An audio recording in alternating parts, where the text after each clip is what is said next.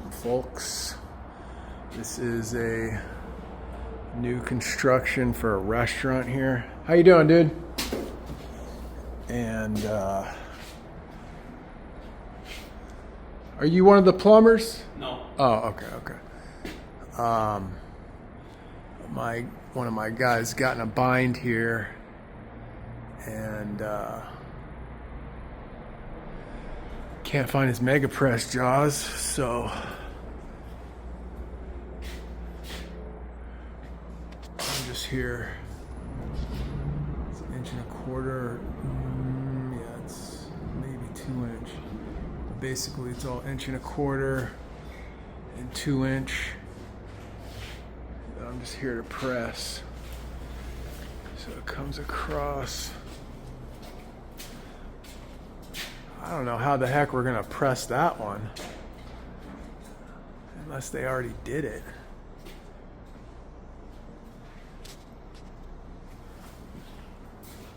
How would I even get up into there to press that? This HVAC's in the way. It's literally impossible for me to press that. But then you have, so it's all the, I guess they duct, I don't know why they would duct tape it. Maybe to hold it together. Oh.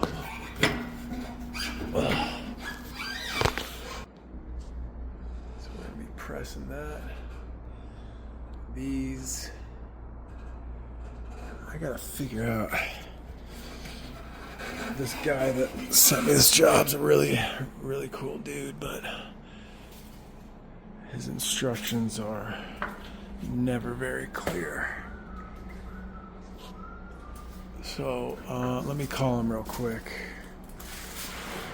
I guess this is a pizza joint. It's gonna be, I know it's dark, but we're gonna have to pre-press. I don't even know how I'm gonna get back there.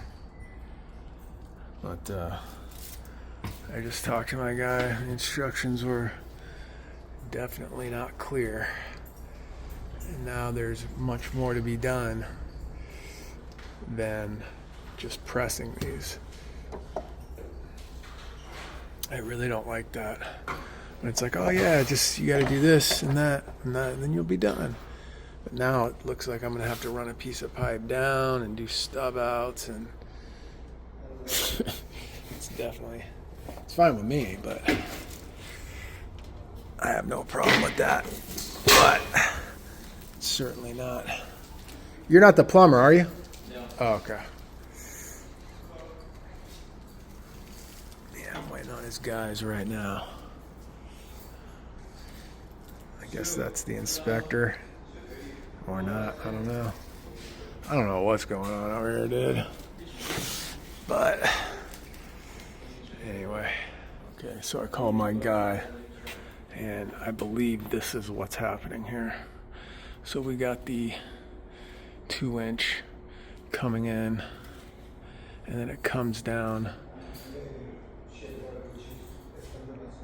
1.5 inches, and then,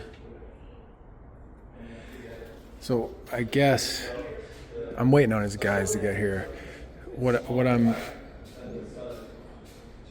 How you guys doing?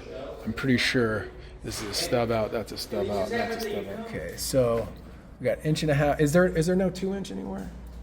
2 inches at In the the back. beginning, Okay, and okay. then on top. Gotcha. I thought that was, no, you're good. So we got 1.5 inches. So I'm just doing, so this, we're looking at this right here. So Yeah. we got 1.5 inches coming down. Yep. We're gonna have a T, and then we're gonna tee off 1.5 inches, and then 1.5 inches by 1.25 inches T, and then we'll reduce down to 1 inch at a time. 1 inch. So all the stub outs are 1 inch, right? All the stub outs are 1 inch, 1 inch, and 1.25. Oh yeah, got you. And then we come over. With the 1.25. Yeah. So after yeah. the 1.5, it goes to 1.25. Got but, you. But 1 inch down, Got and you. then 1.25. And just so I'm clear, so first stub out, second stub out, third stub out. Okay. So we're gonna. Do you have the material here, or do I need to go get it? No, we haven't. Oh, okay. All right. Those guys are cool. They seem to know what they're doing. Probably more so than I do because it's kind of their job and they've put it all together. So we need 1.25 inches. So the 1.25 inches and larger mega press uses an actuator. So we got 1.25 inches, 2 inch. I could have sworn he said we needed 2 inch, but I guess there's no 2 inch. So that's 1.5 inches. Yeah, my guy that sent me over here, he's got a lot going on, so sometimes he doesn't quite know exactly what's going on. But I guess he just fired his brother, and that's why I'm here. So, family drama. I would cut it close to the unistrut on the other side. On my side, right? On your left. Right here, right? On the other side of the unistrut. Right here? More. Yeah, that. Yeah, but a little bit more. A little bit. Maybe to your right more. To your right, just a little bit more. Right about there.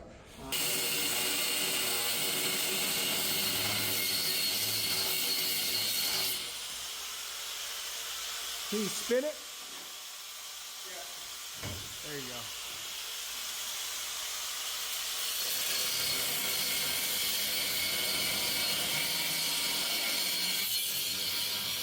Okay, we're all pressed in up here.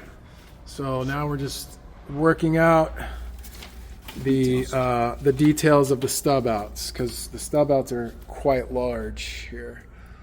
So it goes from 1.25. Okay. Lined up. So we're gonna have a straight piece coming down, right, from the 90 up here, and then we're going to come over to the stud. Reduce. Well, no, we're gonna Keep it the same. keep it 9. Yeah, here, hold this for a second. So we're gonna have the straight piece, 4 inch or however this section, 90 down, and we got to hit this mark. Wait, we got to hit this mark right here. So, 1.5 inches, 90 inch. down 2 inch. to, and then we're gonna have 1.5 inches by 1 inch 90 coming out as the stub out. Okay, and then in the middle bay here. And then in the middle one, So this it goes to. We're gonna bring this like this. It goes to 1.25. So this needs to reduce from. This was almost $600 right here, just that. So we are cutting an 8'9" section, bringing it down. We're gonna do all the stub outs. I got the 1 inch 90s, all that, and then of course they didn't have got all this done. I don't know, did I show this? Got all that done yesterday. That's all done. I gotta rehang that unistrut.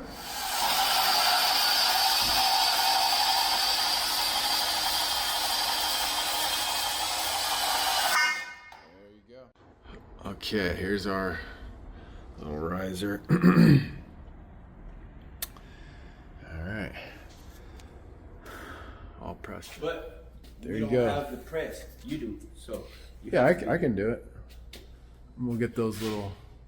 So you got the 1.5 inches coming down. We got 1 inch, 1 inch, 1.25 inches. Okay.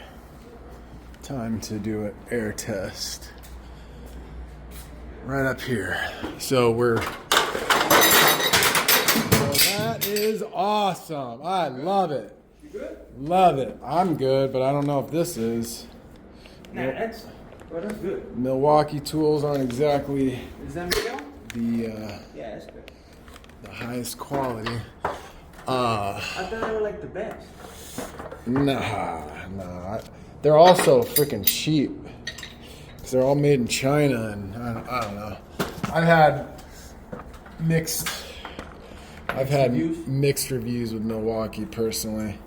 This thing acts up pretty bad, to be honest with you. But so we're testing from here because is that where they're gonna go up right there? 2 inch? So that's already existing, but okay. I had advised it.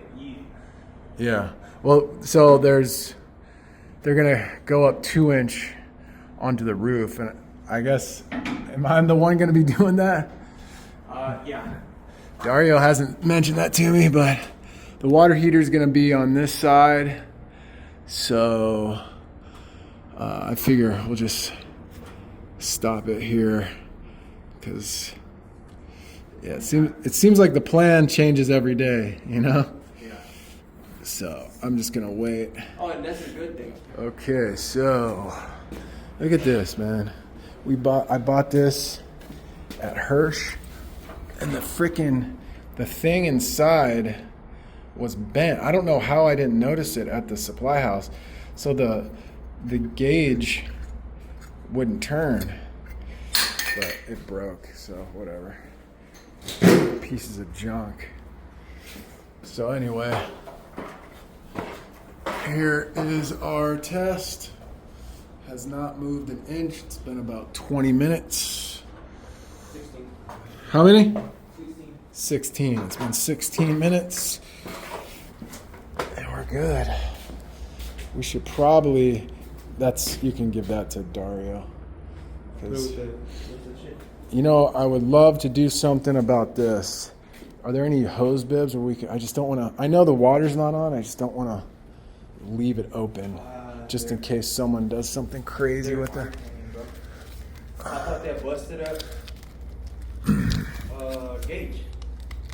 Oh, great idea. Great freaking idea, dude. That is an excellent idea. Seriously. I wouldn't even have crossed my mind because I'm a dummy. So we're just going to button this up. There, that makes me feel better. Fucking wait, dude. What happened? Oh, are those the expensive ones? Nah, these are like $43. Oh, those aren't the Bel Air glasses? No, this is. Can I borrow your channies real quick? Yeah. So we're good over here, no leaks. I prefer like if you. All right. Okay, so I'm getting out of that job right now. What I forgot to mention, or maybe I did, whatever, I can't remember, but basically, this is for a commercial kitchen, so they're requiring that the kitchen has an Ansel fire suppression system in case there's a grease fire or something like that. And the Ansel system requires a gas shutoff valve, and the system is quite sophisticated and kind of complex. As a plumber, we wouldn't install the actual Ansel fire suppression system. I think maybe a Ansel certified installer would, or a fire suppression company would install it. As a plumber, we just cut in the Ansel valve and leave it. But I just watched a video on how they work, and it's actually quite interesting. So I'm gonna put the video right after this so you can see how it works. But basically, you know that the drop we did with those stub outs, so basically that Ansel valve would be in the ceiling right before it starts going vertical, where those stub outs are. So that thing would be located in the ceiling. So here you go, watch the video.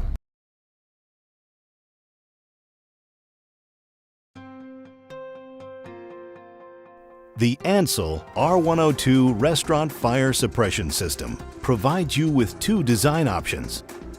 The primary is an appliance-specific design, where nozzles are aimed at specific hazard areas of the appliance.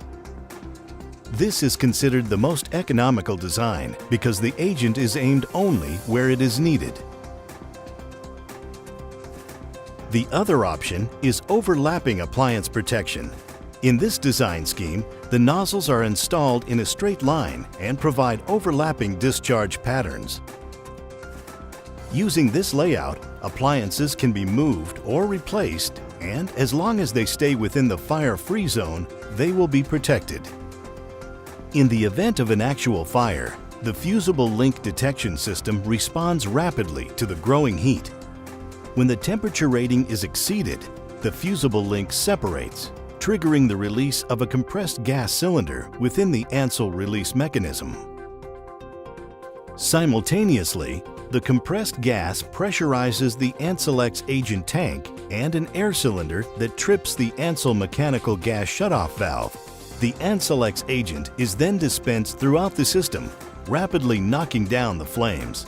And because it has a neutral pH factor, Ansel-X is gentle on kitchen equipment as well. To help prevent fire reflash, the agent creates a foam blanket that inhibits the release of flammable vapors and cools the hazard area. The system can also be actuated using the manual pull station. Its bright red color makes it easily recognizable and has protective side guards to inhibit accidental actuation. The Ansel R102 Restaurant Fire Suppression System. Flexible fire protection designed for your changing needs.